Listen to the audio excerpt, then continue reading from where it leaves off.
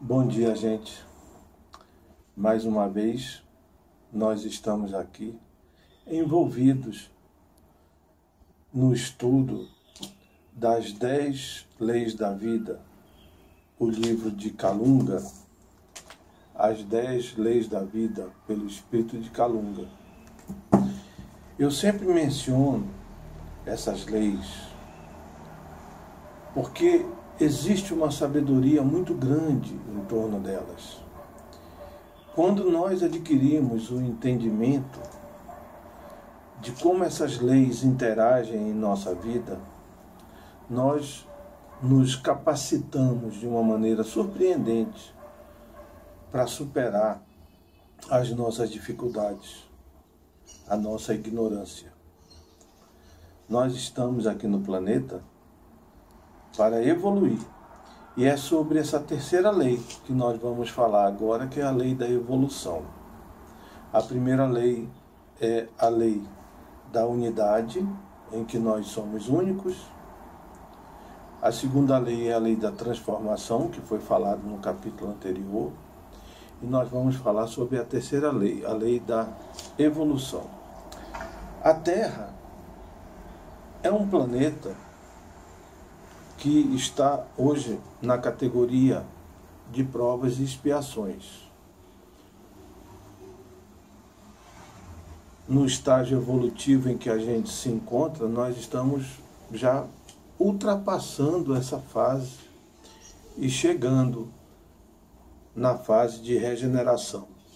Com um pouquinho mais de tempo, esse tempo que eu quero falar é o tempo da eternidade, e não o tempo preso a normas em que nós vivemos. Um pouquinho mais de tempo nós já estaremos lá. Então, a lei, é importante que a gente entenda que a lei da evolução, o que significa?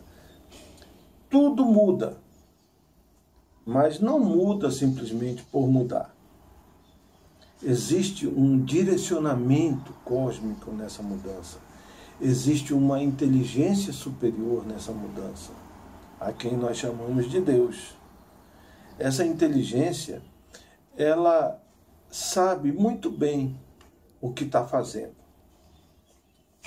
Assim, tudo segue esse caminho, do simples para o complexo, do caótico para o organizado, do pior para o melhor, do ignorante para o sábio, do atrasado para o avançado, do impotente para o poderoso, da criança ao adulto, do bruto ao ser polido. Isso significa evolução. A consciência de cada um nas experiências cotidianas vão expandindo, vão ganhando aquele conhecimento necessário para trabalhar em si todas essas mudanças com harmonia, com equilíbrio, com direção. Para isso, é preciso que a gente se atente para essa lei. A lei, essa lei que nos levanta, que mostra para nós que tudo tem que melhorar, tudo no universo melhora. Essa colocação de que vai piorar, de que a vida vai ficar horrorosa, que vai ficar... Isso não existe. Existem inteligências supremas tomando conta da evolução do planeta. Nossa consciência também segue esse trajeto, do latente primitivo e obtuso para o sofisticado, para as qualidades, para as virtudes, para o brilho, para a genialidade, né? Para o iluminado, né? As pessoas falam, mas não é bem assim que acontece. A maioria das pessoas, pois, acabam tendo uma velhice sofrida e morrem bem pior no auge da idade. Aí vem a lei da evolução e fala assim, mas quem disse que a morte é o fim? Se a melhora não vem durante a vida, por conta das crenças que as pessoas cultivam, virá no astral. E se não melhorar no astral, melhora na próxima vida. Nós temos que sair do linear do tempo, em que a gente vê o hoje, o amanhã, daqui a 5 anos, daqui a 10 anos. O tempo nosso, ele é eterno, ele é muito mais amplo do que a gente imagina. A vida vai te ensinar da maneira que ela achar, que você achar conveniente para você. Se você é obtuso, se você é ignorante, se você tem dificuldade de se abrir, de se expandir, ela encontra meios em tempos maiores, mas a vida vai encontrar meios de tirar você de onde você está. É importante que a gente saiba disso, para que a gente aprenda a liberar um pouco a nossa inteligência, a abrir um pouco os nossos horizontes, para ter um entendimento melhor da vida, né? Na evolução, a vida, ela é um processo contínuo, né? A morte não vem ao acaso, ela não vem ao caso. A morte nada mais é, para a grande vida espiritual, a morte nada mais é do que uma troca de roupagem. Por exemplo, eu estou com essa roupa que eu vou usar hoje o dia todo, aí amanhã, hoje à noite eu já tomo um banho, amanhã eu já coloco outra roupa. E a vida continua. Só que em períodos mais alargados, né? E que a gente não tem noção, né? Há muitas pessoas com a cabeça boa que morrem na velhice com um padrão de vida bem melhor do que quando tinha na adolescência ou na juventude. Quanto mais consciente a pessoa estiver, mais dona da situação, mais em paz e mais harmoniosa ela vai se encontrar perante a vida. Não é a juventude, como eu já falei na oratória anterior, não é a juventude, o vigor das energias, a explosão das células que nos deixa mais inteligentes e superpoderosos. O que nos traz o poder, o que nos traz a harmonia, a paz, isso aí é o nosso quociente de iluminação, a nossa conscientização. Quanto mais o seu olho se alarga para as verdades da vida, mais você fica menos ansioso. Você estando menos ansioso, você consegue ver realmente a harmonia da vida, a sustentação da vida, e se coloca a favor dessa força que vai te manter equilibrado. Muitas pessoas, eu costumo falar, que todas as vezes que você vê uma pessoa idosa, uma pessoa mais velha, desorientada, revoltada, todo cabelo branco, quando não tem um sorriso no rosto, não existe ele não tem automaticamente a presença divina dentro dele. Ele não tem a simplicidade de ter cultivado Deus. Esse é o grande segredo da vida. Quando nós não temos a intimidade com Deus, as coisas por si só dentro da materialidade, elas não se explicam. Elas confundem e te levam à loucura. Costumo falar que por trás de todo um sorriso de cabelo branco, existe a presença divina. Por trás de todo choro e revolta de um cabelo branco, existe a ausência da intimidade com Deus. É muito importante que a gente saiba disso, porque a gente vai aprender a abrir a nossa mente para ensinos melhores, ensinos diferenciados, né? Não existe o erro na vida. A gente só faz o que sabe. Olha que coisa interessante. Você nunca errou. Hoje você faz diferente porque aprendeu com o seu erro. Todo erro é capitalizado para a evolução, para o sucesso da pessoa. Do ponto de vista cósmico, tudo conta, tudo faz parte do processo. Ninguém salva ninguém. Nenhuma religião, ninguém pode... nenhuma religião salva ninguém, porque ninguém está perdido. Ninguém se perde.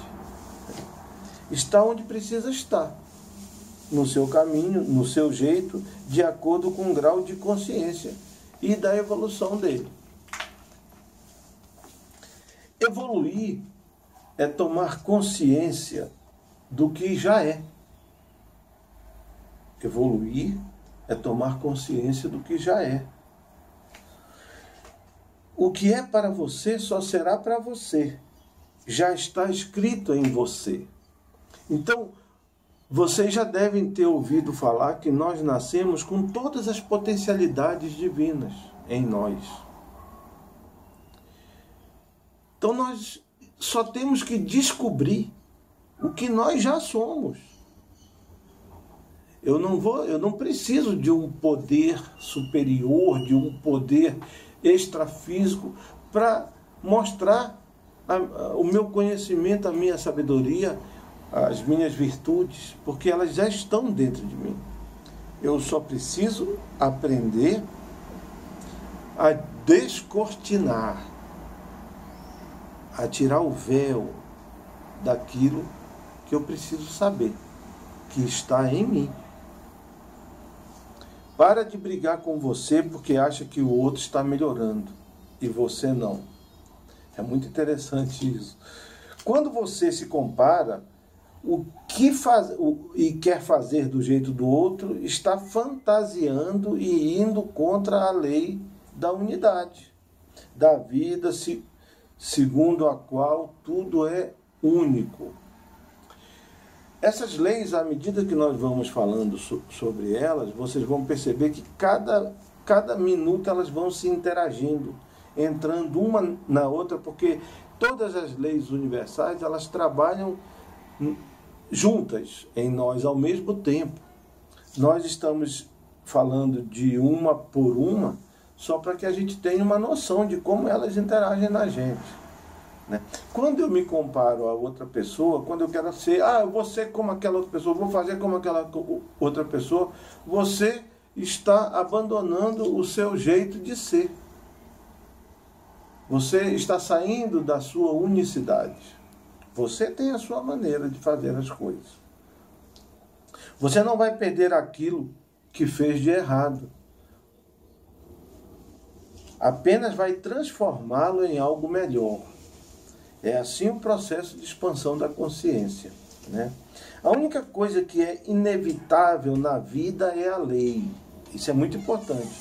Tudo o resto é relativo. Os amigos espirituais dizem com frequência que tudo já é, que nada pode ser novidade para nós. A gente apenas está descobrindo as coisas aos poucos, né? Muitas entidades, como os anjos, já passaram por aqui e fizeram as coisas bem antes de a gente acordar do seio divino. Então, no universo, tudo que acontece conosco já aconteceu. Todas as diversas situações já aconteceu. Mas nós estamos nos descobrindo nessas situações. Quando se observa a criação, ela é sistemática. Ela explora quase todas as possibilidades que existem em cada pequeno setor. E depois, ao combinar umas com as outras, surgem infinitas possibilidades. Mas essas infinitas possibilidades que surgem já estão na ciência da espiritualidade maior. Não vai acontecer nada de extraordinário que um espírito superior não tenha o pleno controle daquilo. Você quer evoluir mais rápido? Essa pergunta que a Calunga faz é muito interessante. Viva no aqui e agora. Curte o aqui e agora. Quanto mais tempo ficar curtindo aquilo, mais você ficará positivo e mais as coisas vão acontecer. O domínio, quando nós estamos vivendo aqui e agora na nossa plenitude, nós conseguimos o domínio dos nossos poderes, que é o que faz a evolução. A atenção, a importância, as forças, o controle da impressão que as coisas causam na gente e a sugestão podem curar ou provocar a doença e a carência, dependendo de como são utilizadas. Não é muito interessante? A gente tem que ter em mente que o que molda o nosso plano material é o plano astral. Tudo que acontece aqui já aconteceu na espiritualidade. Não está acontecendo nada de anormal, de fantástico. Não, tudo que acontece no plano material já existe todo um estudo e todo um trabalho feito na espiritualidade sobre aquilo. Todo o controle sobre aquilo. É o plano astral que molda o plano material. No astral também se constroem cidades, se constroem casas, se organizam sociedades, há estudos, há ciências, artes, e como aqui, lá também tudo evolui. Dessa forma, o que existe no mundo físico já passou pelo astral. E tudo que é vivo aqui volta para o astral. Eu acho que um dos grandes problemas que nós temos é querer separar o mundo espiritual do mundo material. Nós vivemos encarnados em um mundo espiritual.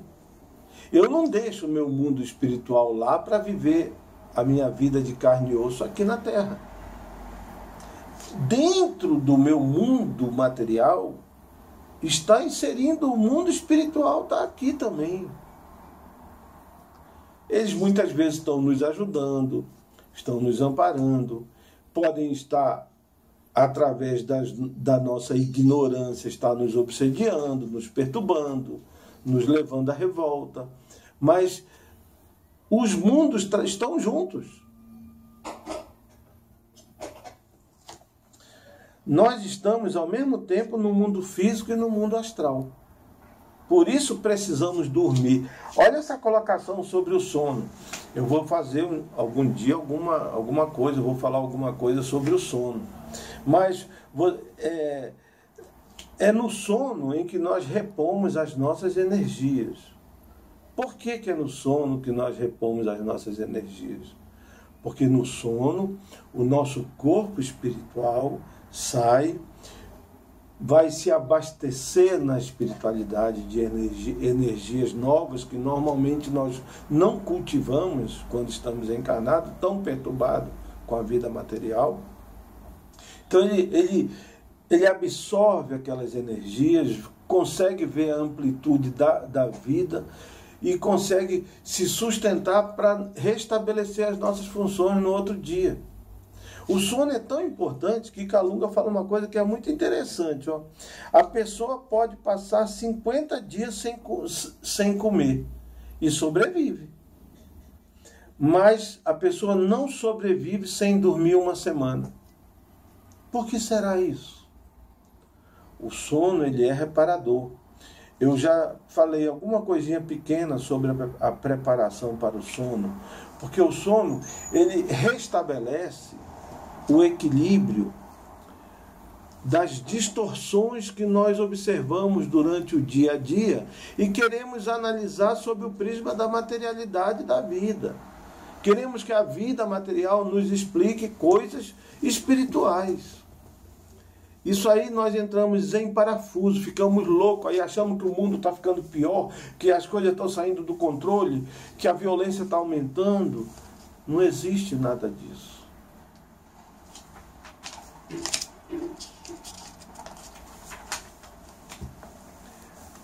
uma das coisas mais importantes que eu acho na questão evolutiva, que eu vou falar em algum dia aí para frente, sobre lidando com as nossas culpas. Porque o universo, ele está presente para nos abastecer do que nós pedimos. Só que o pedido é feito através do que está inserido em nós, no nosso subconsciente. Não é esse pensamento que não tem controle que pede para o universo. O que pede para o universo é o que está gravado na sua memória, no seu subconsciente. As necessidades que você tem no seu subconsciente. Vou dar um pequeno exemplo aqui. Às vezes, um dia isso aconteceu comigo.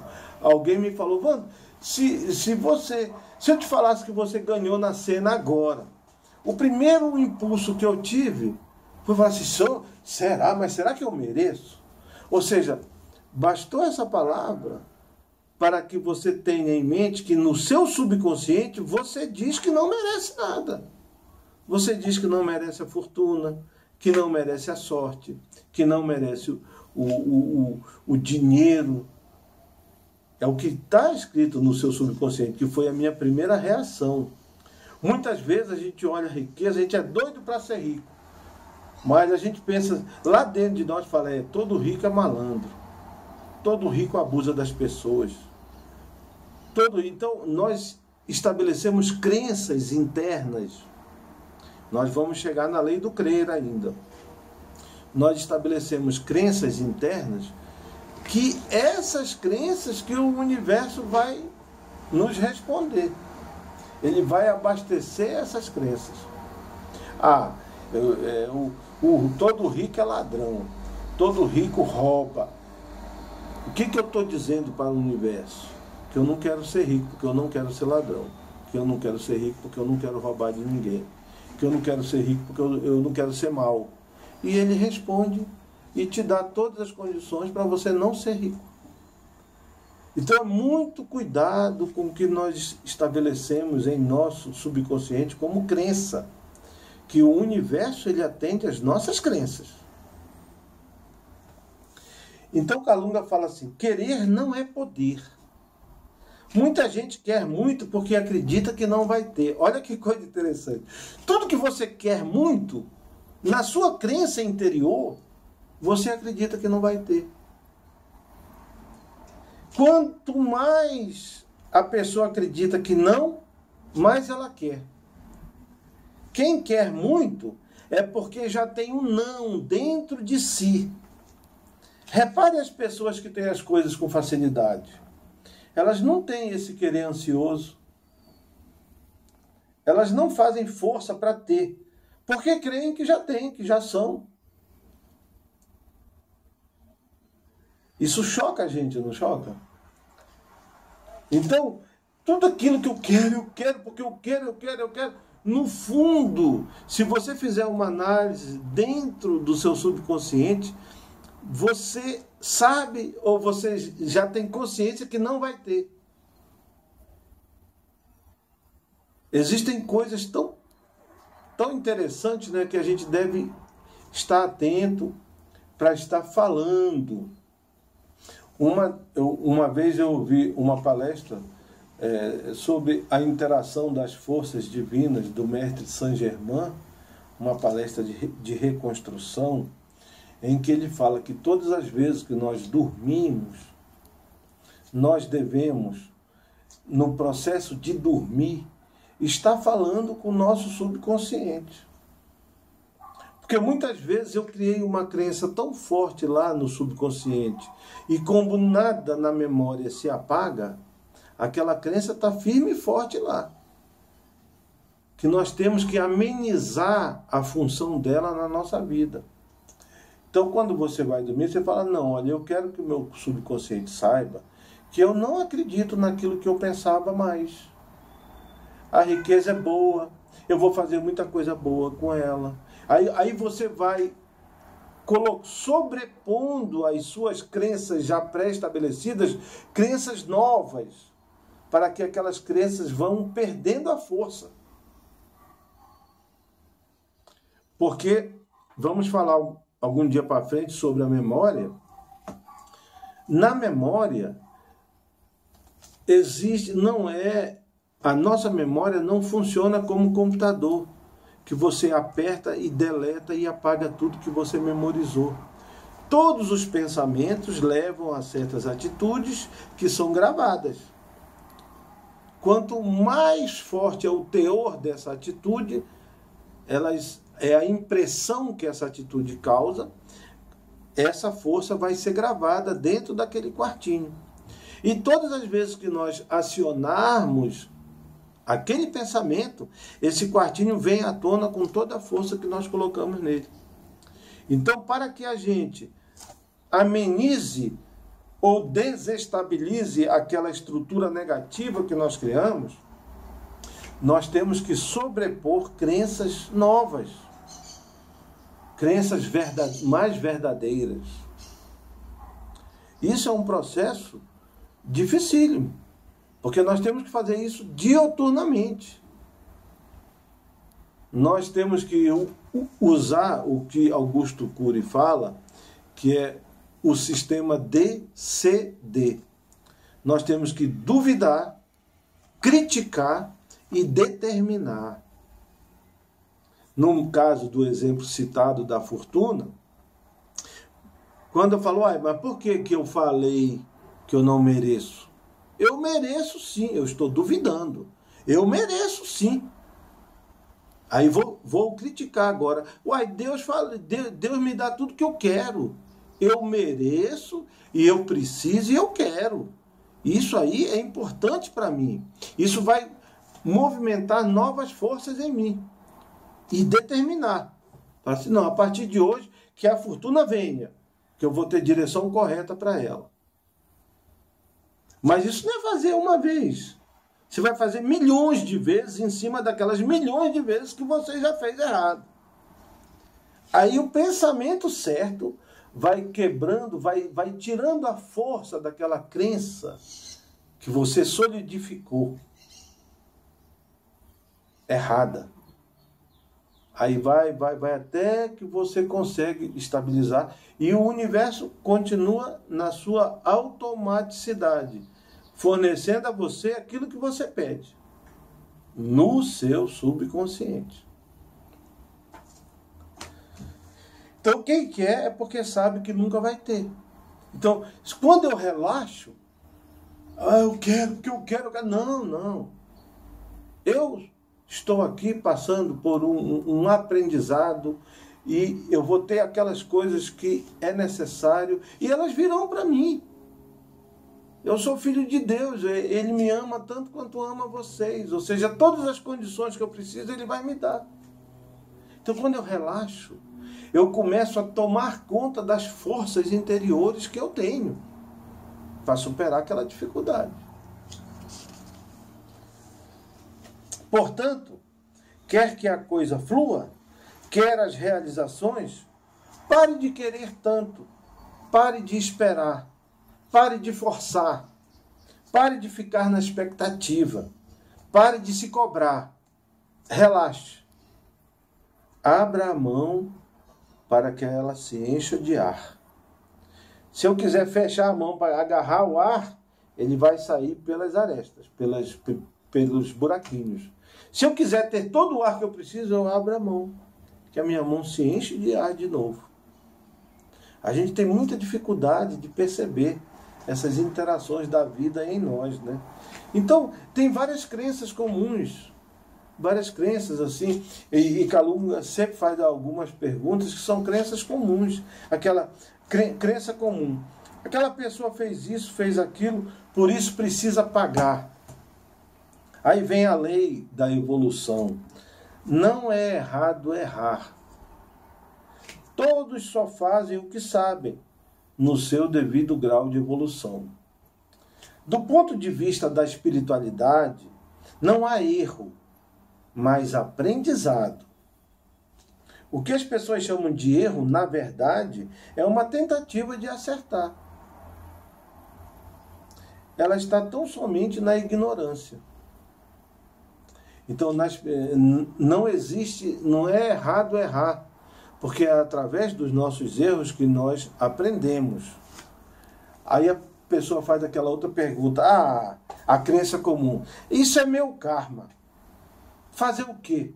É meu karma, eu pedi isso, eu mereço isso. Kalung é muito duro nesse aspecto, ele fala assim, não existe karma, não existe faz-paga, ninguém cobra nada de ninguém, é a própria pessoa que cobra de si, porque ainda não conhece a lei da individualidade, a lei da perfeição e a lei do crer. A pessoa está tão somente colhendo os frutos de suas crenças e atitudes. Cada pessoa não paga pelos seus atos, cada pessoa responde pelos seus atos. Cada um, junto com o seu espírito, é 100% responsável por tudo de bom ou de ruim que acontece em sua vida. No karma, a pessoa está pagando. Por isso, no karma, a pessoa é tida como vítima. Na responsabilidade, ela está apenas respondendo, ou seja, ela é o agente. Como vítima, não há nada a fazer. Como agente, a pessoa detém o poder. E na medida em que ela muda suas crenças, os resultados são outros. Nessas experiências, ela evolui. Ou seja, no karma, a pessoa é vítima, portanto, o poder está fora dela. Na responsabilidade, eu sou responsável. Eu respondo por essa atitude, eu trabalho em função de melhorar essa atitude. Eu estou respondendo. Eu não sou vítima. Outra crença comum. Do jeito que as coisas vão, com tanta violência, não sei não, mas a vida dos filhos e netos vai ser um caos. Lei da evolução. Mentira. Vai ser muito melhor do que hoje. Proporcionalmente ao número de habitantes do planeta, o mundo está bem menos violento que nos tempos de nossos avós. É que nós estamos pregados em televisão, em coisas que focam hoje a violência no minuto que ela acontece, dando toda a amplitude, toda a verdade, mostrando aquele caos de um momento. Se vocês querem ter noção do que